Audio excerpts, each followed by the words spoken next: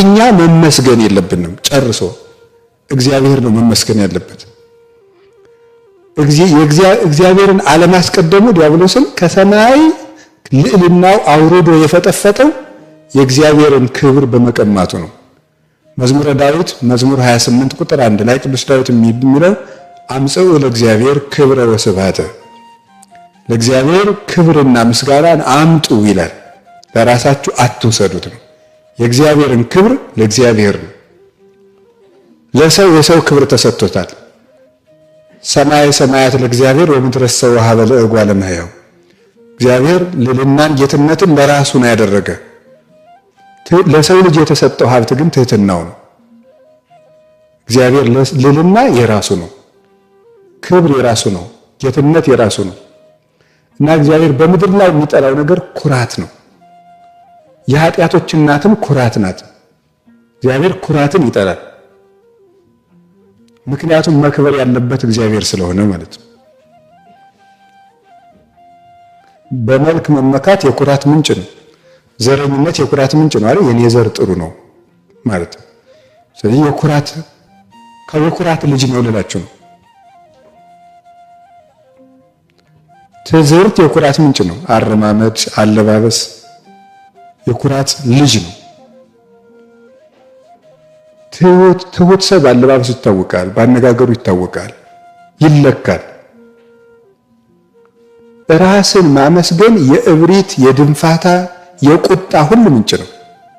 ኩርፊያ ራስን የመውደድ ልጅ ነው። ኩርፊያ ራሱ ማኩረፍ፣ መበሳጨት፣ መናደድ የኩራት ልጅ ነው። እግዚአብሔርን ያከበረ ሰው ግን ምንም ቢሉት አይከፋውም።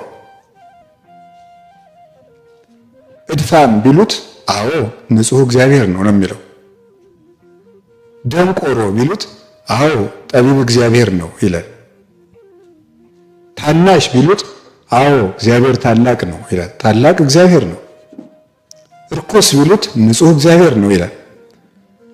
እግዚአብሔርን ማስቀደም እንዳንቀየም ጭምር ያደርገናል፣ እንዳንከፋም ያደርገናል። ሰፊ ልብና ታጋሽ ሰዎች እንድንሆን ያስችለናል። ዲያብሎስን የጣለው እግዚአብሔርን በምስጋና አለማስቀደሙ ነው። ሰዎች እኛን ሲያመሰግኑ እኛ ደግሞ እግዚአብሔርን እናመሰግናለን። ያ እግዚአብሔርን አስቀደምን ማለት ነው። እኛ ሰርተን እግዚአብሔርን ማመስገን ምንድን ነው ያለው ጌታ? ወኩሎ ዘተአዘዝክሙ ገቢረክሙ በሉ አግብርት ጽርዓን ንሕነ። የታዘዛችሁትን ሰርታችሁ ከጨረሳችሁ በኋላ የማንጠቅም ባሪያዎችን እንበሉ። የታዘዛችሁትን ሰርታችሁ ከጨረሳችሁ በኋላ የማንጠቅም ባሪያዎችን እንበሉ ብሏል በወንጌል ሲናገር። የማንጠቅም ባሪያዎችን እንበሉ ያለ ለምንድን ነው? ብንሰራም የማንጠቅም ባሪያዎችን ለምን እንደምንል ታውቃላችሁ? የመጀመሪያው የሰራነው በእኛ ችሎታ አይደለም። ጉልበተኛው ነህ ከሆነ ሸክሙን ያነሳኸው ጉልበት የሰጠህን እንጀራ ያበቀለው ማን ነው? እግዚአብሔር። በእውቀትህ ያመነጨኸው መፍትሄ ካለ አይምሮን የሰጠ ማን ነው? ማን ያስተማረው መምህርስ ነው ያስተማረን? ማን ያጸፈውን መጽሐፍ ነው ያነበብነው? እግዚአብሔር ነው። ምንም ነገር ብትሰራ ምንት ብከ ዘይነሳይከም ካልከ ወምንት ብከ ዘይኮነ ውህበ ለከ። ቅዱስ ጳውሎስ ሮሜ ምዕራፍ 2 ላይ ሲናገር ምንት ብከ ዘይነሳይከ እምካልእከ ወምንት ብከ ዘይኮነ ውህበ ለከ። ከሌላ ያላገኘኸው ምን አለ? ያልተሰጠውስ ምንድን ነው? በማንስ ትመካ ዘንድ አለህ ይላል። ሁሉም ነገር ተሰጥተ ነው። ለዚያ ነው የማንጠቅም ባሪያዎች ነን ብለን እግዚአብሔርን የምናመሰግን እንጂ። ቀጥሎስ በምናገለግለው አገልግሎት እግዚአብሔርን የምንጠቅመው ነገር የለም። እስቲ እግዚአብሔርን የጠቀመ ፍጡር አምጡ። ማን ጠቅሞት ያውቃል? ሱራፌል በምስጋናቸው እግዚአብሔርን ይጠቅሙታልን? አይጠቅሙትም። እግዚአብሔር ሰው ፍጡር ስላመሰገነው የሚጨመርለት ምስጉን ባህሪ ያለው የለም። ከሱራፌል ምስጋና አይጠቀምም፣ ከካህናት ቅዳሴም አይጠቀምም። ከሊቃውንት ምስጢር እግዚአብሔር የሚጠቀመው ነገር የለም። ከመነኮሳት ትጋት ከሰማዕታት ደም እግዚአብሔር የሚጠቀመው ነገር የለም። እግዚአብሔር ከማንም ጥቅም ተጠቅሞ አያውቅም። ታዲያ ስለዚህ የማንጠቅም ባሪያዎች ነን ማለት ነው። ለእግዚአብሔር አስፈላጊ ነገር አናደርግም ማለት ነው። ሌላስ እግዚአብሔርን ለማገልገል እኛ ወርዚ አይደለንም፣ የተገባን አይደለንም። ለዚያ ነገር የተገባን አይደለንም። እስቲ ተገብቶት ያገለገለ እዚህ ውስጥ ተገብቶት የቀደሰ ተገብቶት ማይሌት የቆመ ተገብቶት የሰበከ አለ? የለም። ሁሉም እንደ ሰባራ ዕቃ እግዚአብሔር ከየሜዳው አጠራቅሞት ነው እንጂ በተገባ መንገድ እንደሚገባ አሟልቶ የሚያደርግም ደግሞ የለም። ባለመጽሐፉ እንደ መጽሐፉ ሙሉ አይደለም። ባለቅኔው እንደ ቅኔው ሙሉ አይደለም። ባለማይሌቱ እንደ ማይሌቱ ሙሉ አይደለም። ባለቅዳሴው እንደ ቅዳሴው ዜማውን ያስኩት ሲል ስርዓት ይበላሽበታል። ማንም እንደሚገባ አያገለግለውም እግዚአብሔር። አንደኛ የተገባው አይደለም።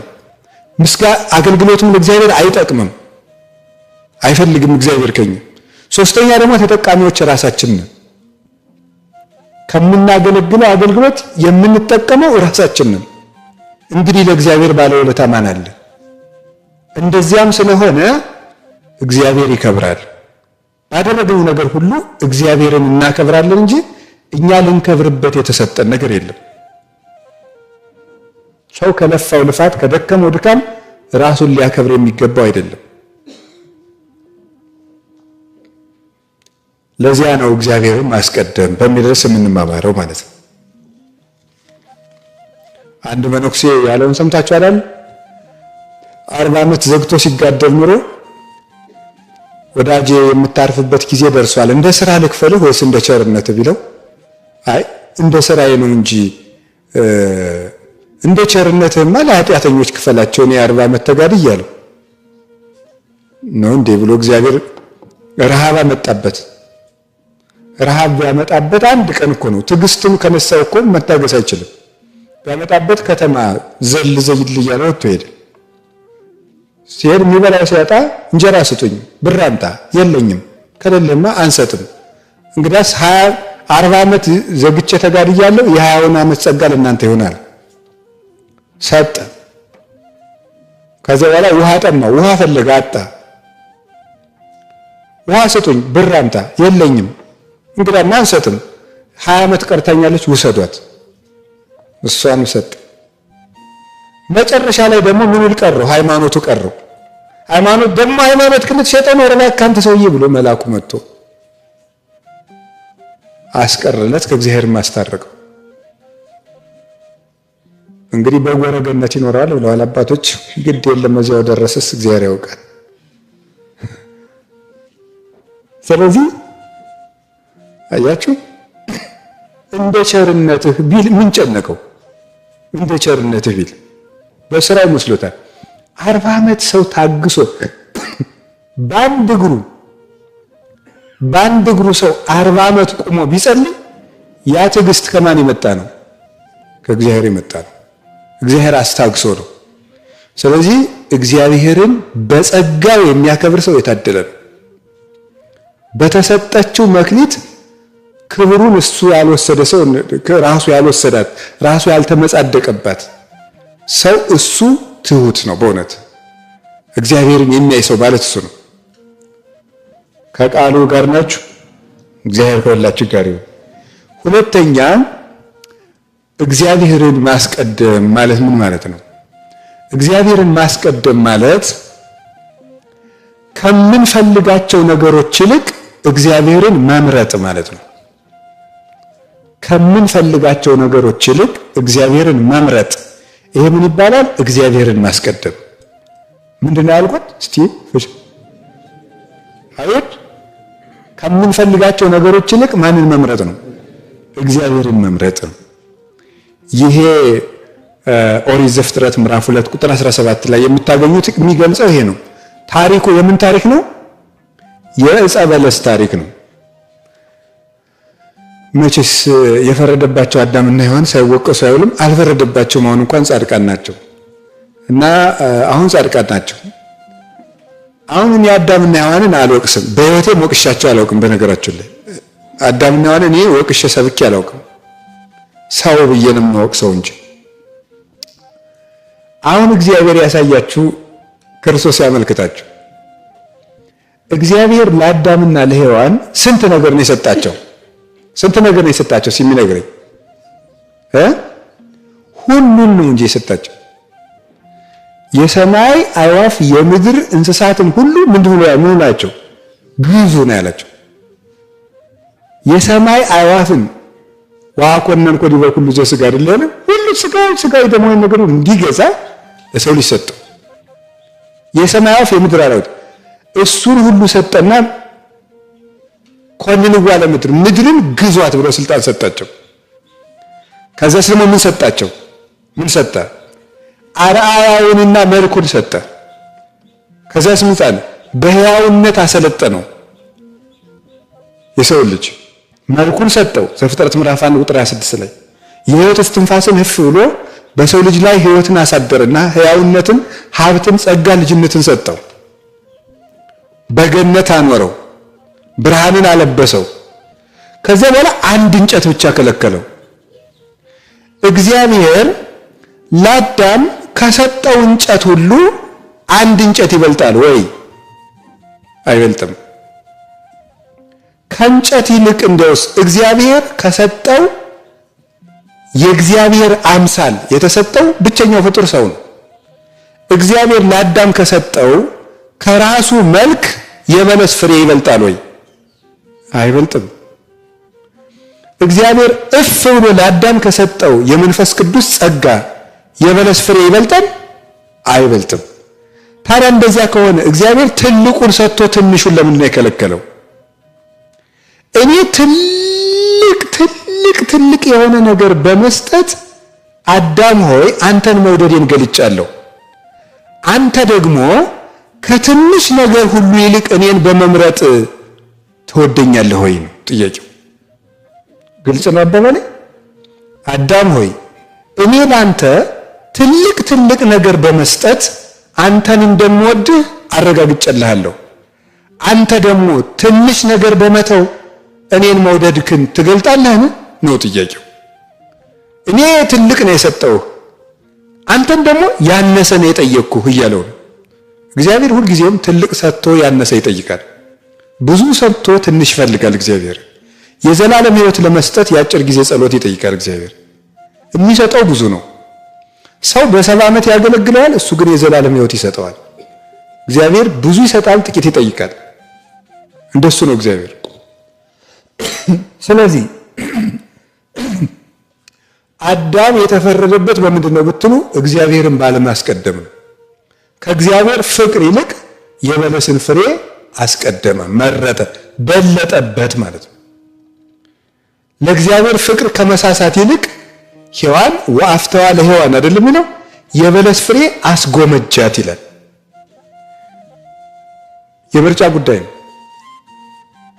ስለዚህ ሔዋን በለስን በመምረጧ ምክንያት አዳም በለስን በመምረጡ ምክንያት ከእግዚአብሔር ይልቅ በለስን መምረጥ ጉዳዩ የገንዘቡ ትንሽነትና ትልቅነት ሳይሆን ከእግዚአብሔር ይልቅ ያንን መምረጥ ነው ያስፈረደበት ማለት ነው።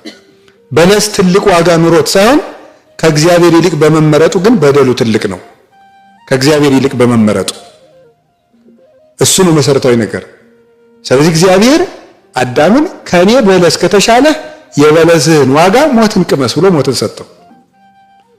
እግዚአብሔርን ቢመርጥ ደግሞ እግዚአብሔርን ማምለጥ ትልቅ ነገር ነውና እግዚአብሔርን የመምረጥ ዋጋው የዘላለም ሕይወት ነው። ሰው የመረጠውን ዋጋ ነው የሚያገኘው። እግዚአብሔርን ቢመርጥ የዘላለም ሕይወት ያገኛል። ያነሰውን ስለመረጠ የሰው ልጅ አነሰ። ትልቁን የመረጠ ትልቅ ይሆናል፣ ያነሰውን የመረጠ ያንሳል። ማነስ የምርጫ ማነስ ውጤት ነው። ትልቅነትም የምርጫ ትልቅነት ነው።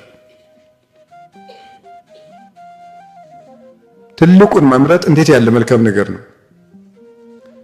እግዚአብሔር ከሁላችን ጋር ይሁን። እግዚአብሔርን ማስቀደም ማለት እሱ ነው። እግዚአብሔር አሁን ሌሊት ተነስታችሁ ጸልዩ የሚለን እኛ እንቅልፍ አተን ስንሰቃይ ደስ ብሎት አይደለም። ከእንቅልፍ ይልቅ እኔን ትመርጠኛለህ ወይ ነው ጥያቄው። ከእንቅልፍ ጣዕምና ከኔ ማንን ነው የምትመርጥ ነው። በምንወዳቸው ነገሮች እግዚአብሔር እኛን ይፈትነናል።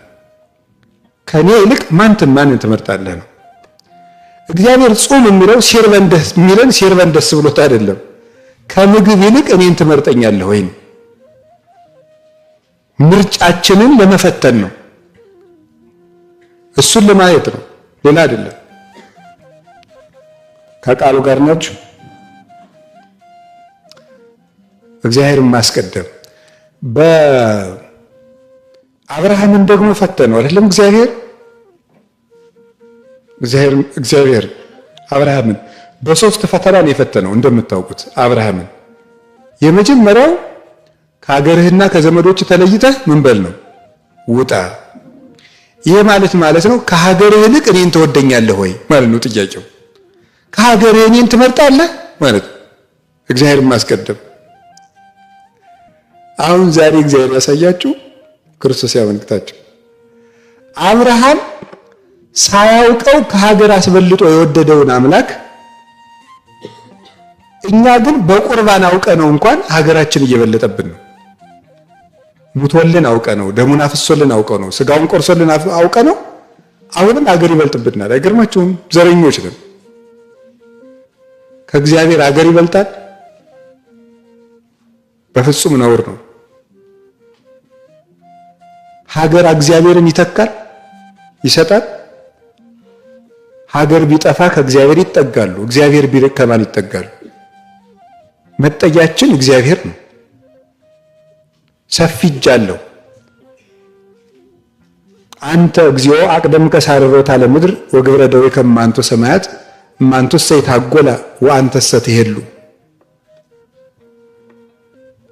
አንተ ከጥንት ምድርን መሰረት፣ ሰማያትም የእጅ ስራዎች ናቸው። እነሱ ያልፋሉ፣ አንተ ግን ትኖራለህ፣ መንግስትህም ከቶ አያልፍም ብሏል ቅዱስ ዳዊት።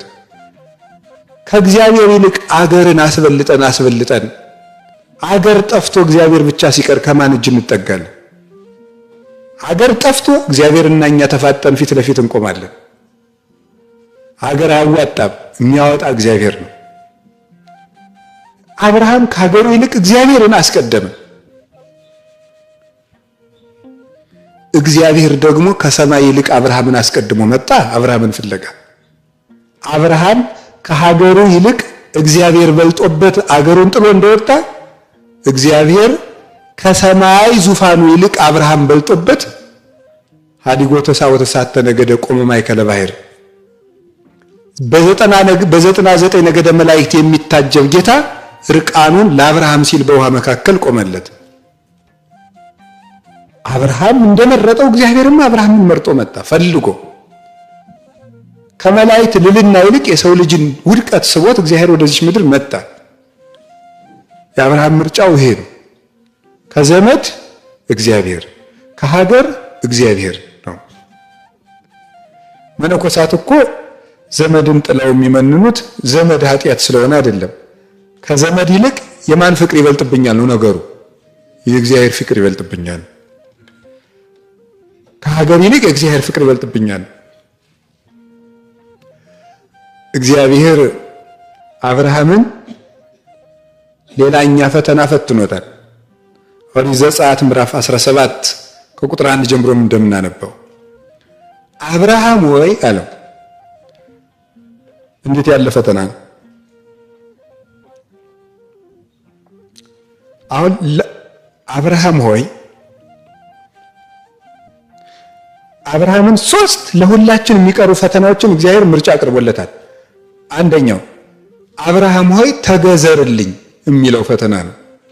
ይሄ ማለት ካንተ ይልቅ እኔን ትወደኛለህ ሆይ፣ ይሄ ነው።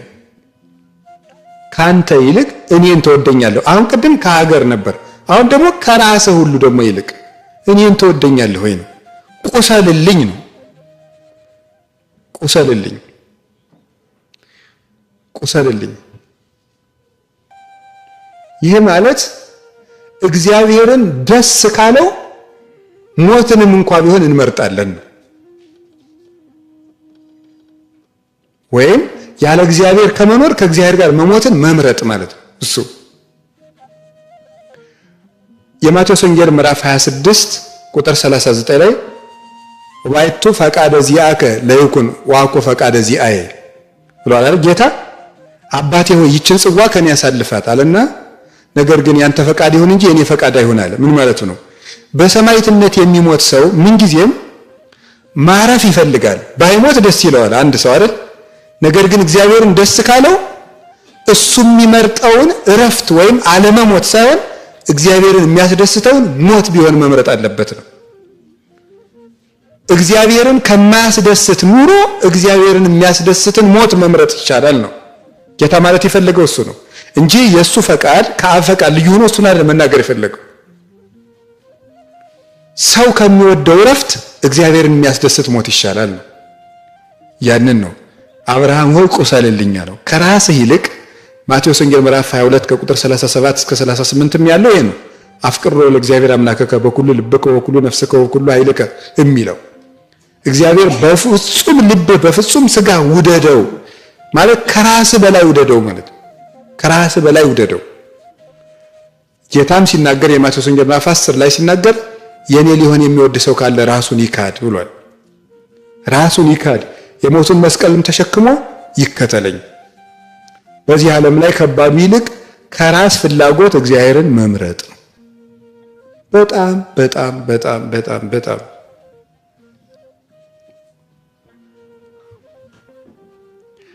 ጾም ይሄ ነው፣ ሌላ አይደለም። ጾም ቅድም እንዳልኳችሁ ነው። ስጋ የማንበላው ስጋ በጾም ጊዜ ስጋ የማንበላው በግና ፍየል ኃጢአት ስለሆኑ አይደለም። ስጋ በጣም ስጋ ስለሚወድ ከምትወደው ወጥ ይልቅ እግዚአብሔርን ተወደዋለህ ወይ ነው። ምንም ነገር አይደለም፣ ሌላ እንደሱ ነው ነገሩ። የምንወደውን ነገር በመተው እግዚአብሔርን መውደዳችንን ለመግለጥ ነው እንጂ ፍየልና በግና ከብትና ዶሮ ኃጢአቱ ነው አይደለም የሚተውት። እግዚአብሔርን ከምንወደው ምግብ በላይ እንመርጠዋለን ወይ? ያን ነው የተፈለገው። ከቃሉ ጋር ናችሁ? ይሁዳ ከምር ይልቅ እግዚአብሔርን መውደድ አቃተው። ከ30 ብር ይልቅ መምህሩን መውደድ አቃተው። ተው ማለት አደገኛ ነው። ምርጫ ነው። ይችን የመምረጥ ጉዳይ ነው አይምሯችን። እግዚአብሔርን ማስቀደም ማለት ከራሳችን ይልቅ እግዚአብሔር መቅደም አለበት። አሁን ብታዩት ነገሩ ኃጢአት እየዘረዘርኩ ኃጢአት እንዳላስተዋውቃችሁ ብዬ ነው እንጂ ጉዳዩ ምንድነው? ችግራችሁ ይሄ ስብከት ራሱ በችግሩ ጊዜ ትዝ አለ ማለቱ ነው። የችግሩ ችግር ነው። ይሄ ስብከት ራሱ የዛ ጊዜ ትዝ አይለንም ማለት ነው። ሰበካ ጉባኤ ምናምን ትስ የሊቃውንት ጉባኤ የገዳማት ጉባኤ የምናምን ትስ ምናምን ተብሎ ሲወራ ስብሰባው ስታዩት ግን ውረድ እንውረድ አባይ ካለቱ የሞተው ሙቶ ታልቅስ እናቱ ነው። ፎከራ ነው ማለት። ለምንድን ነው እንደዚያ የሚሆነው? ሁሉም ከእግዚአብሔር ይልቅ ማንን ስለሚያስቀድም ነው? ራሱን ነው። እንደው እግዚአብሔርን ማን ትዝ ይለዋል? ጨርሶም ትዝ አይለው። ደግሞ ማፈሪያዎች እኮ ነን። እግዚአብሔር በመካከላችን ይገኝልን ነው። እንደ ፖለቲካ እኮ ነው የሚመስልላት። ኖር አይደለም እንዴ? እግዚአብሔር በመካከላችን እግዚአብሔር በመካከላችን ካለ እንደዚህ ይባላል እንዴ? ኖር አይደለም? እግዚአብሔር በመካከላችን ካለ እንደዚህ ይባላል? እንኳን እግዚአብሔር እያለ ትልቅ ሰው እያለ እንደዚያ ተብሎ ይወጋል? ኖር አይደለም? ሽማግሌ እንኳን ይቆጣኛል ይባላል እንኳን እግዚአብሔር። ትልቅ ሰው እኮ ራሱ እነገሌ እያሉ አንተ አታፍርም ይባላል ራሱ። እንኳን እግዚአብሔር እያለ እግዚአብሔር ሆይ በመካከላችን ተገኝ ተብሎ አባታችን ሆይ ተብሎ ሲያበቃ ከመንጻደቅ እኮ ነው መቅሰፍቱም።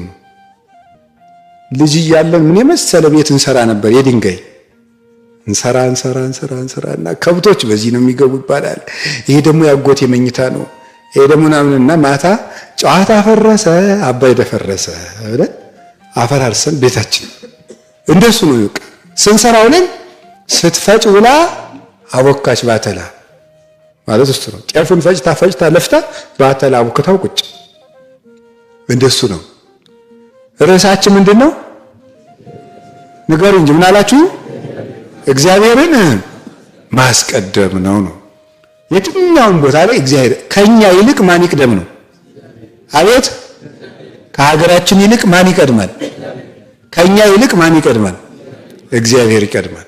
ከዚያ ደግሞ አብርሃምን እግዚአብሔር በምንድን ነው የፈታው? ልጅህን እረድልኝ አለው።